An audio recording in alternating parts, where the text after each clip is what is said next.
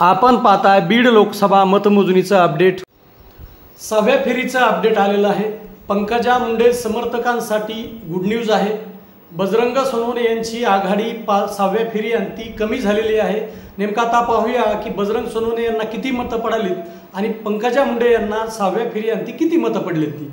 त्याच्यामध्ये पंकजा मुंडे यांना 1,42,960 मते पडलेली आहेत, तर बजरंग सोनवणे यांना 1,44,347 मते 6व्या फेरीमध्ये पडलेली आहेत। तर बजरंग सोनवणे यांची 6व्या फेरी अंती 1387 मतांची आघाडी आहे। गेल्या 5 फेरीमध्ये बजरंग सोनवणे यांनी 8,000ची जवळपास आघाडी टिकून ठेवली होती 4थ्या आणि 5व्या फेरीमध्ये। तर पहिल्या 2 फेऱ्यामध्ये सुद्धा चांगल्यापैकी आघाडी होती त्यांना। तर 6व्या फेरीमध्ये पंकजा मुंडे यांना आघाडी नाही मिळाली, पण त्यांच्या समर्थकांना दिलासा आहे की ती त्यांची बजरंग सोनवणे यांची आघाडी कमी झालेली आहे। जवळपास 1387 मतांची आघाडी बजरंग सोनवणे यांना आहे।